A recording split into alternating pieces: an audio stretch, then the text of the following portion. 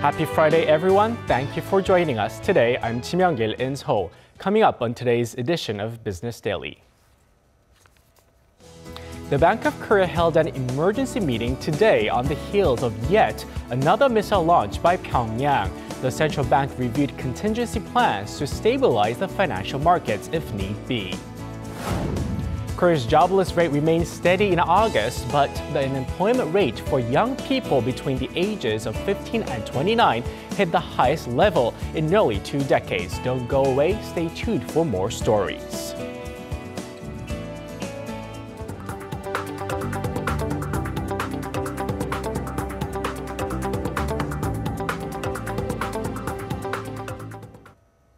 Following North Korea's latest missile launch, South Korea held an emergency meeting of the National Security Council to discuss its ramifications. President Moon ordered the government to be fully prepared for an EMP, or biological attack from North Korea. The South Korean military also conducted a test launch of its Hyunmoo-2 ballistic missile in response to Pyongyang's latest provocation. Calls are now being made to completely sever North Korea's access to oil, measures that were not included in the UN's latest sanctions passed on Monday.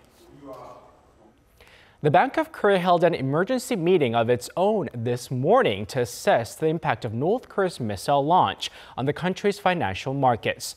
During the meeting, those in attendance agreed that North Korea's provocations were becoming more frequent and serious and posed a growing market risk.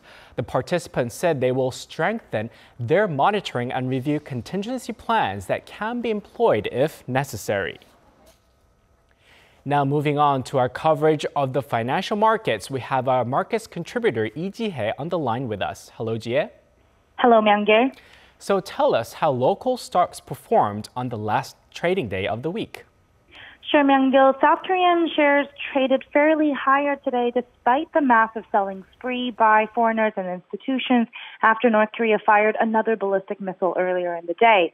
The benchmark Kospi gained 0.35% to close at 2,386.02, while the tech-heavy Kosdaq rose 0.89% to close at 671.3. Most large caps on the Seoul bourse traded mixed. Market bellwether Samsung Electronics went up 0.2%, while global chipmaker SK Hynix was also up 0.52%. Hyundai Motors was down 0.3%, as well as LG Chem, POSCO, and Naver.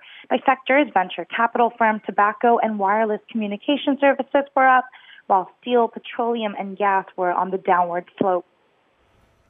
Right, now how did other Asian markets perform throughout the week? Well, Myung-gil, not a lot of aggressive beats were seen early in the week, with Asian market participants being held back by continued provocations from Pyongyang throughout this year. Asian stocks were broadly lower following today's latest missile launch over Japan, but equities across the region actually rose, even as the safe haven yen strengthened. Japan's Nikkei stock average saw slight gains despite a modest overnight rebound in the yen, with some analysts saying it was not enough to single-handedly cap stocks there. Underperforming their peers were the Hong Kong and Australia indexes, both down more than 0.5%, mainly due to sharp losses in the banking sector. Weakness in Chinese lenders has also been weighing on the Hong Kong's Hang Seng index in recent days, also pushing the market lower in Singapore as well. Meanwhile, oil futures fell some 0.5% in the Asian region, extending weaknesses observed in markets across the United States after consecutive gains throughout the week. Now, with these ongoing North Korean provocations, what are analysts saying about today's missile launch and the outlook moving forward? Well, Myung-gil, as I briefly mentioned before, many are saying that financial markets are showing more short-lived reactions to these North Korean missile launches. One analyst said that investors have now become accustomed to the cycle of provocations. With markets showing more signs of resilience to geopolitical risks, stocks are rather recovering quicker after North Korean missile launches than ever before. Global equities climbed to a record high this week, with earnings and positive economic outlook overshadowing development on the Korean peninsula, and the markets seem to be brushing off Pyongyang's rhetoric and provocations. Investors have moved back into their wait-and-see approach mode, especially ahead of the U.S. Federal Reserve meeting slated for next week. This has been Lee Ji-hye for Business Daily. Korean retail giant Lotte Mart is calling it quits and pulling out of China. It has been forced to shut down due to an unofficial Chinese boycott in protest of Korea's deployment of the THAAD missile defense system. Watchers say the withdrawal is likely to be permanent. Park Hee-jun reports. After racking up hundreds of millions of dollars in losses, Lotte Group is selling its hypermarket chain in China. Company officials say Lotte Group has begun work to sell off the Lotte Mart chain and has designated Goldman Sachs as the lead manager. Depending on negotiations, Lotte could sell all of its 112 supermarkets in China. Nothing has been fixed yet, but Lotte Mart may sell off everything it has in China or a significant chunk of it. The decision follows the closure of about 80% of Lotte Mart stores in China for more than 6 months.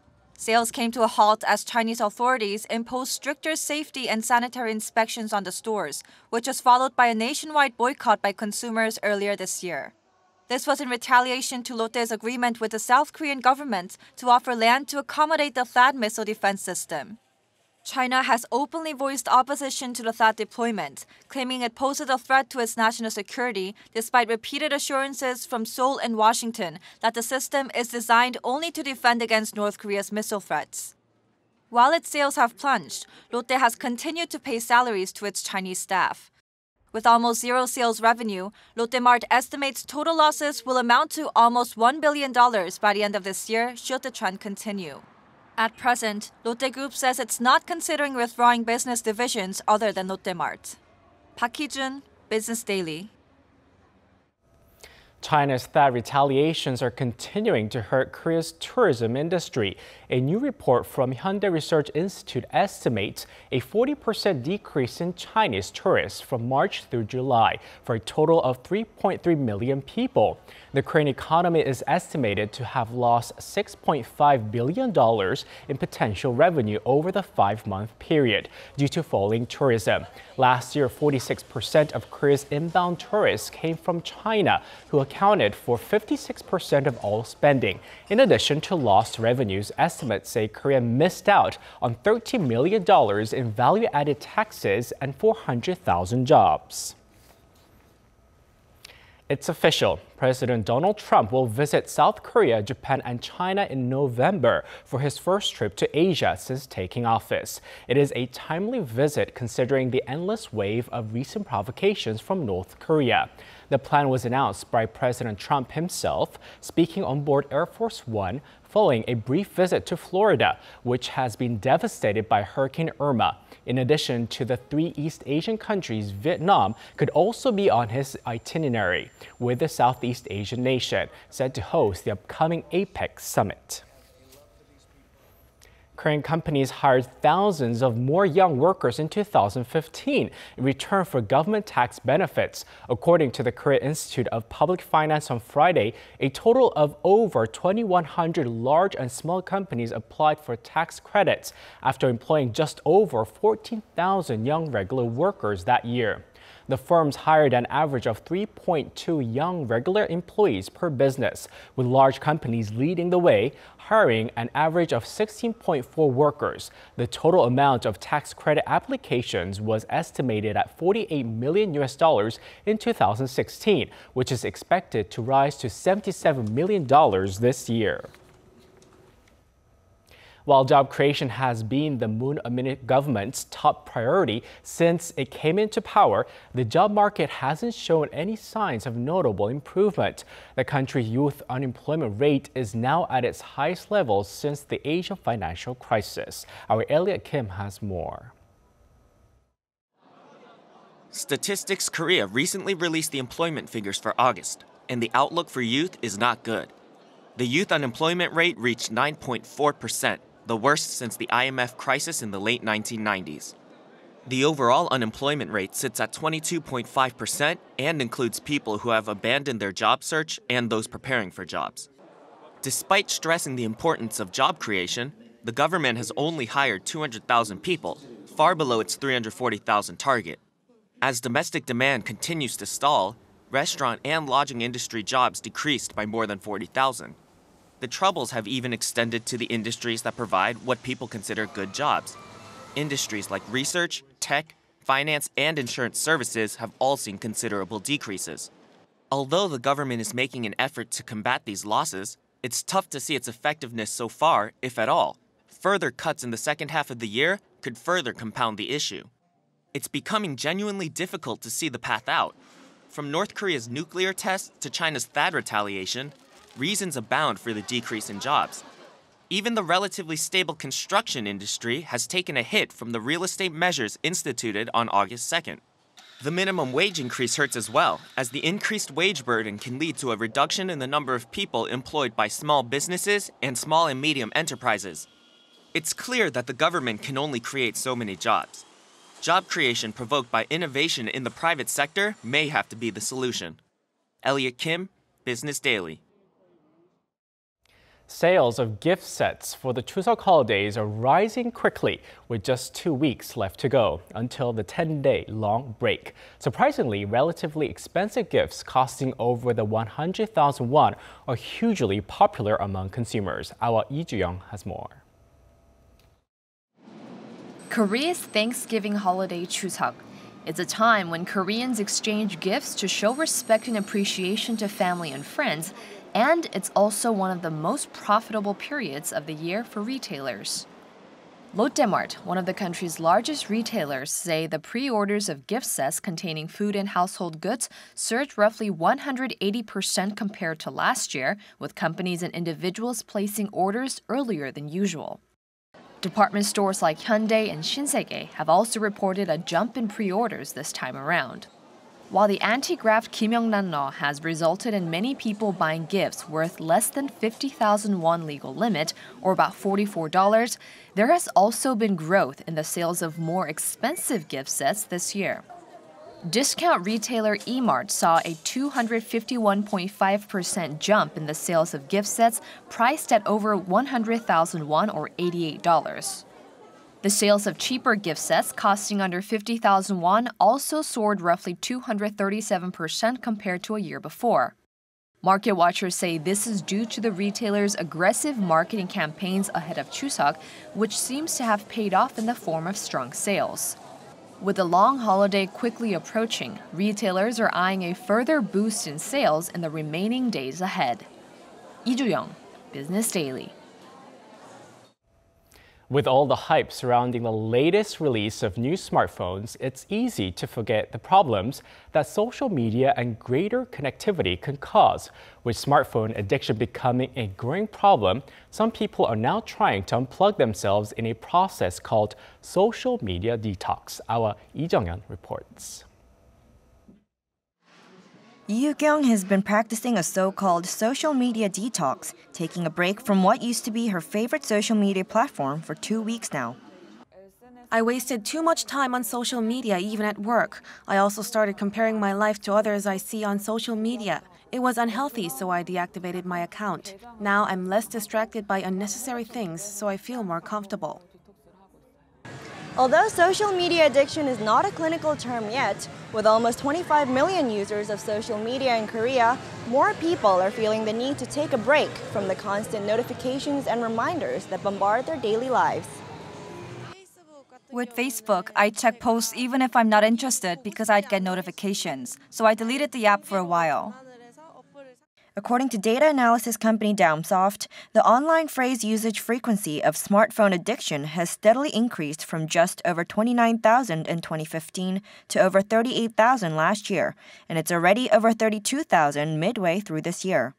Along with this trend, the frequency of digital detox and related terms such as digital fasting or online break has grown from 25,000 in the whole of 2015 to over 20,000 so far this year. The positive function of social media is that it can bring people close together.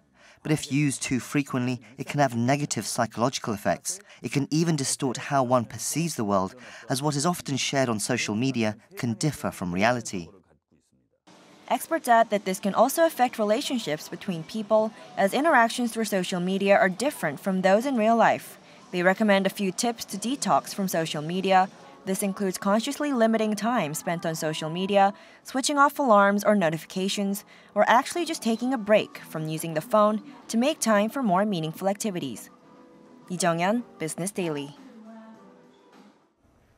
The city of Seoul has designated September as Architecture Month. It isn't just to highlight buildings in the Korean capital, with an exhibition giving visitors an immersive view of architecture from cities across the world. The event was also focused on the creation of more livable cities. Kim Mok-yeon tells us more. In September, architects from all over the world gathered in Seoul to share their designs and exchange ideas on urban policies aimed at addressing the economic, social, and environmental challenges faced by cities around the world. At the Seoul Biennale of Architecture and Urbanism, visitors can tour around more than 50 different countries just by visiting the city's exhibition at the Dongdaemun Design Plaza. The architect who was behind the construction of the structure for the city's exhibition says that she tried to include all diverse works from architects all over the world loosely, portraying a strong collage effect. The structure is meant to show the metaphor of the city. It houses 55 cities, and the entire structure is meant to contain many, the influx of ideas about the city coming from all over the world. In the exhibition, visitors can jump from Asia to Europe by just choosing a door that leads to another country. There were also displays of residential areas around the world, even the close but distant North Korea. Visitors were also given a chance to write letters to the mayors of different cities to express their concerns. But the Biennale is just one part of the Architecture Month. Here at the Cultural Reserve Base in Mapogu District, the 9th Seoul Architecture Festival is underway. Visitors can not only enjoy the works designed by experts, but also take a look at the creative ideas of university students. Under the theme Blurring the Boundaries, the festival also features lectures from famous architects, as well as earthquake experience facilities that use the latest virtual reality technology. Foreign architects participating in the event said that it seems like Korea is putting in a lot of effort to change the public's perception of architecture. Because I think they're making a very concentrated effort to push forward the interest of architecture as a cultural form by giving opportunities to young architects, organizing competitions, organizing events such as this, as the UIA, or that propagate the idea of architecture amongst people. Organizers say that through the event, they hope to promote the cultural aspects of architecture and make people understand how it can directly influence people's lives. We hope to make architecture more approachable to the public through our programs. We want them to feel closer to architecture and improve the quality of life in general. Kim Mok-yeon, Business Daily.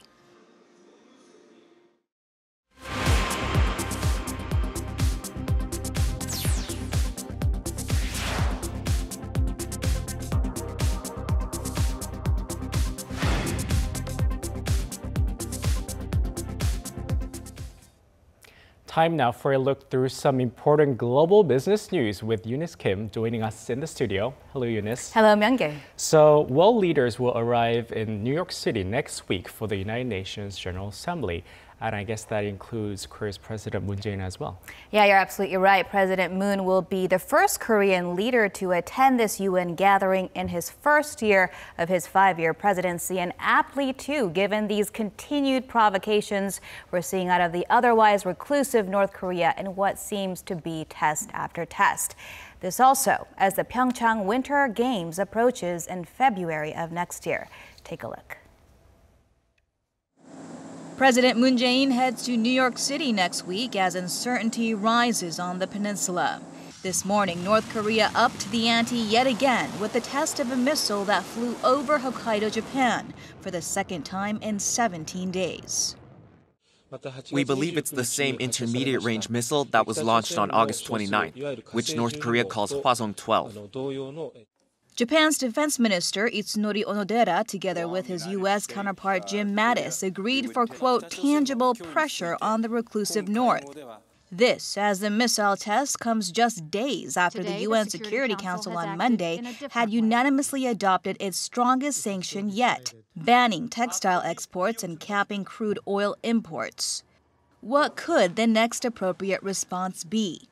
The question many world leaders will surely ask the South Korean president as he works through a week of packed meetings and events, including bilateral talks with the UK, Italy, and possibly a trilateral summit with the US and Japan. On Thursday, President Moon will speak on the North Korea provocation and South Korea's view in a UN General Assembly address. He'll also stomp for the hard-fought-for Pyeongchang Winter Olympics, less than 5 months away, and affirm Korea's commitment to making the sporting event successful when he meets with IOC President Thomas Bach. Earlier this week in Peru, the IOC leader confirmed that there was no plan to move the Games from the Korean peninsula.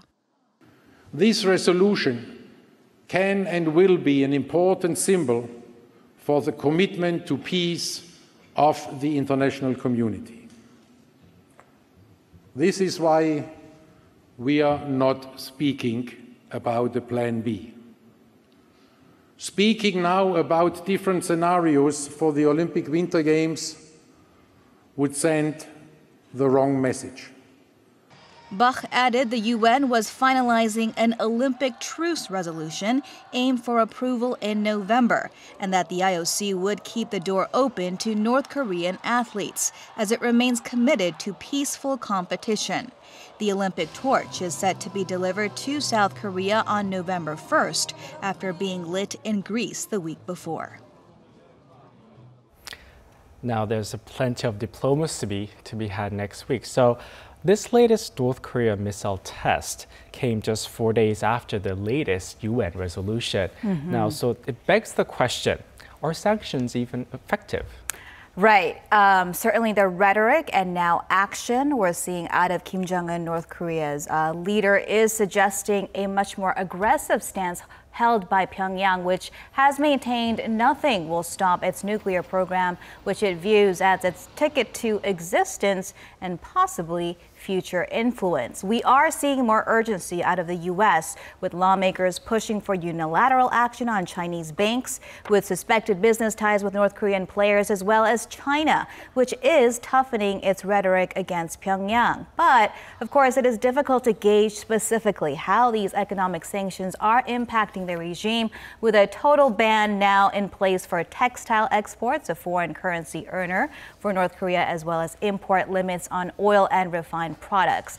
But what looks to be sure is that those who will be hit first will be the average North Korean, who are already dealing with runaway petrol and diesel prices, according to Daily NK, which is a North Korea online newspaper based here in Seoul. And it's difficult to gauge the money flow through illegal means, right, Eunice? Right. And, you know, not just illegal means, but possibly digital means. We are hearing the possibility that the North Korean regime could be using Bitcoin mining to generate foreign currency for its weapons program. Digital currencies, of course, are much more difficult to track, and one U.S. intelligence researcher called Recorded Future, this is backed by Google as well as the CIA, revealed on CNBC this week that it saw activity out of North Korean IP addresses that suggested actors inside the country could be mining Bitcoin. This, of course, as the value of the cryptocurrency has been rising, with some viewing it as a safe haven asset. It was a bit of a different story this week, though, as Bitcoin's value has tumbled by as much as 30% from its September 1st high after China's second largest Bitcoin exchange announced it would be closing down. This, as reports say that Beijing has ordered a halt on all cryptocurrency transactions within China by the end of this month. Well, so it seems cyber attacks against the cryptocurrency is the new way for the North Korean regime to funnel. We'll keep our eye on it for sure. Right. Thank you, Eunice. You bet.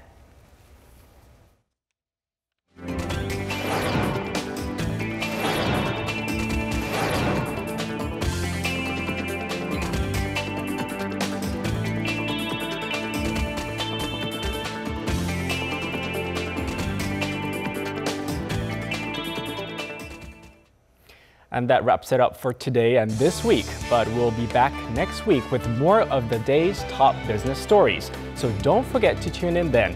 Thank you so much for watching and have a great weekend.